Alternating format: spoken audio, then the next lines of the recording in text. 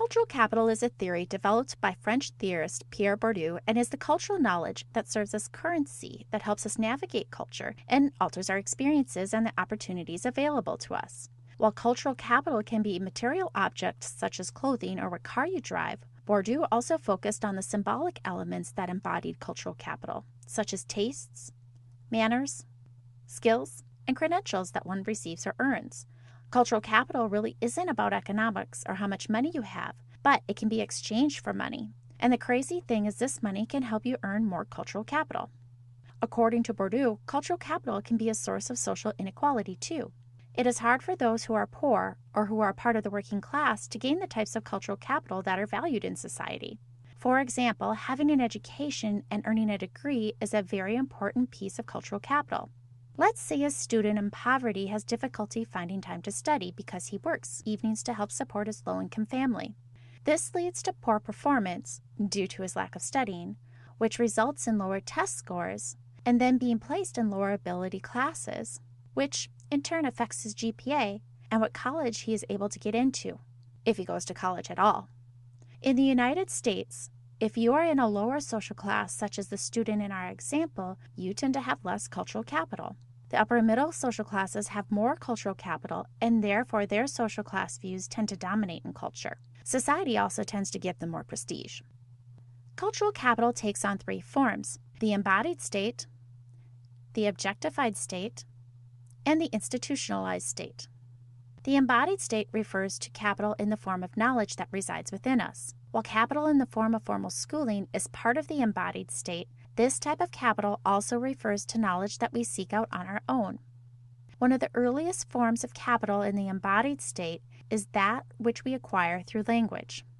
When formal education and culture expect you to not only be able to know your ABCs, but to write or recognize words before entering kindergarten, it has become important to be exposed to such things as books at home and to be read to. In our earlier example, the student who cannot study because he works to help support his low-income family may also not have had books in the home or was not read to early in life, and therefore lacked capital. Next, cultural capital in the objectified state refers to material objects that we use to indicate our social class or how much capital we have. This might be the easiest state for us to recognize since we focus a great deal on acquiring things. And we often tend to assign social class based on a person possessing certain material items. For example, a person owning a Mercedes or a Lexus indicates greater capital than a person owning a Ford Focus. In today's technological world, we can express our capital through buying only Apple products, as they tend to carry a certain amount of prestige and are an expression of our identity.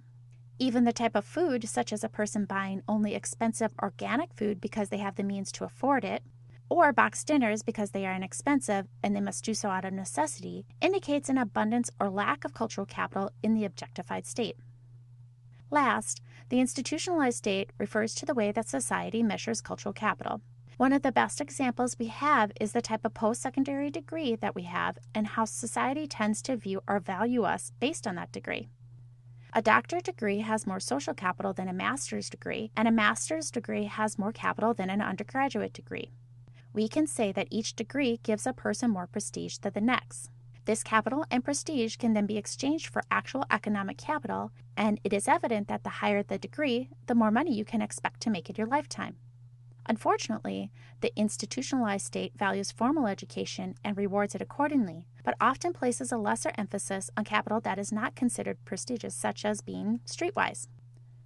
Essentially, if you are born into a family with cultural capital, it is easier for you to acquire more because you are socialized to embody the values and behaviors society rewards. For example, if a student is part of a family where they were read to every night and they were taught manners such as being polite and to listen to adults, this will benefit them when they go to school. A student who can read and write and who is also respectful may earn opportunities such as being placed in advanced classes or receive higher grades. This then gives them more opportunities later on, such as being accepted into a prestigious college, and then that college then connects them with a strong network of people and companies they can work for when they graduate. This is not the same with people who are either born into or grow up with less cultural capital. So, what is one well-known public figure that you can think of that has significant cultural capital? How can you demonstrate that they have that capital? Other than education, what ways does society reward or punish people based on their having or lacking cultural capital? And how has cultural capital changed over time? What is one example of a type of capital that is no longer valued as it was in the past? And what is one new type of cultural capital in our society?